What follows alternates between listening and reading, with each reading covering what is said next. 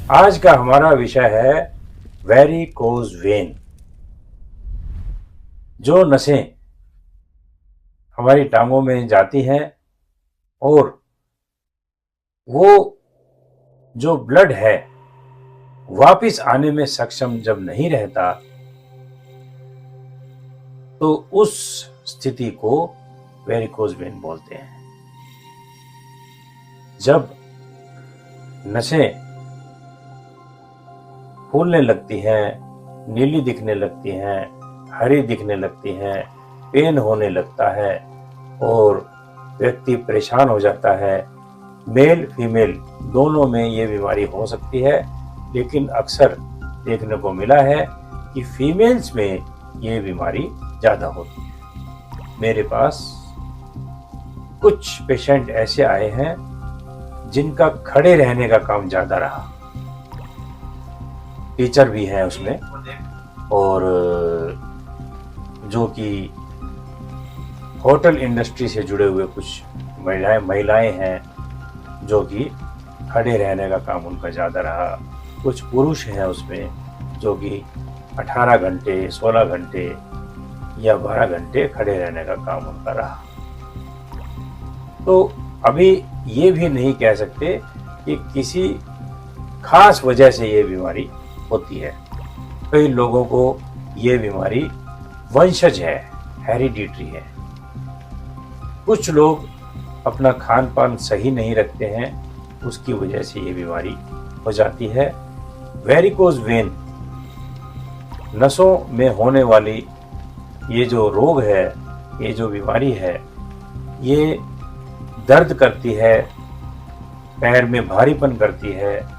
कुछ ऐसे लोग भी हैं जिनका वजन बढ़ा और मानसिक तनाव भी रहा, उसकी वजह से भी ये बीमारी हुई।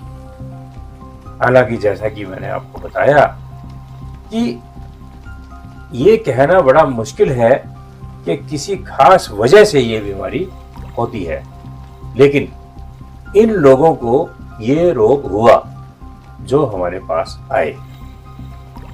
हमने इनको इलाज दिया, चिकित्सा दी, इनको ट्रीटमेंट दिया, इनको ठीक करने की कोशिश की और इनमें से ठीक भी हुए।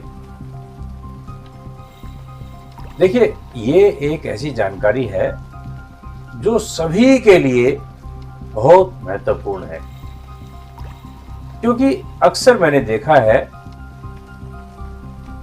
कि इसके लिए लोग ऑपरेशन करवाते हैं। जब आधुनिक चिकित्सा में रोगी जाता है तो उसको ऑपरेशन के लिए कहा जाता है। एक पेशेंट मेरे पास नांगलोई से आए, सुभाष गोयल। लगभग वो 10 साल से इस रोग से ग्रस्त हैं। उन्होंने अपनी हिस्ट्री बताई कि आधुनिक चिकित्सा में अंग्रेजी पद्धति में वो गए, उनको ऑपरेशन के लिए बोला, उन्होंने ऑपरेशन करवाया। अच्छा खासा उसका खर्च आया, लगभग 10-12 लाख रुपए वो खर्च कर चुके हैं। उसके बाद उनको एक बार ऑपरेशन करवाया तो 1-1.5 साल उनका ठीक टाइम कट गया। फिर उनको दिक्कत हुई, फिर उन्होंने दोबारा ऑपरेशन करवाया, 1-1.5 साल उनका फिर कट गया। लेकिन ऐसे करते करते उनको 10 साल हो गए। अब वो लगभग 4-5 साल से कोई चिकित्सा नहीं करवा रहे हैं, कोई दवाई खाते हैं। दवाई खाने से कुछ समय आराम मिल जाता है उनको और फिर वो प्रॉब्लम वैसी ही बनी रहती। उनको टांगों में दर्द है, सुन्नपना है और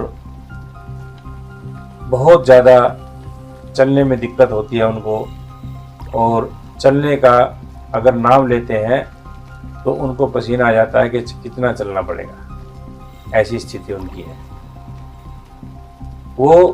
उन्होंने लाइफ टाइम स्मोकिंग की है और खान पान भी सही समय पे नहीं रहा। तो उन्होंने ऐसी बात मुझे बताई, उनका हमने उनको बोला है कि अपना एक वीडियो बना के भेजेंगे। आधुनिक चिकित्सा पद्धति में इसका कोई ऐसा इलाज नहीं है जिसको हम बताएं कि जाइए आप वहां पे इलाज करवा लीजिए। कोई बुरी बात नहीं है, इस रोग पर कोई शोध नहीं हुआ।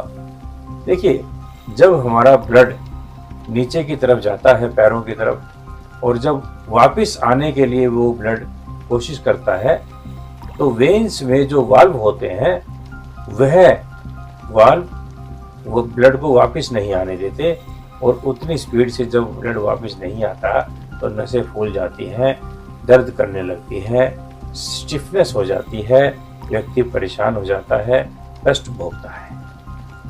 तो इसलिए ये जो बीमारी है, इसका जो रूप है वह ये है, इसका स्वभाव ये है, और हम आयुर्वेद पद्धति, पंचकर्मा, नेचुरोपैथी के माध्यम से इसको ठीक करने की कोशिश कर रहे हैं। और कुछ पेशेंट्स हैं हमारे जिनके ऊपर हमें कामयाबी मिली है।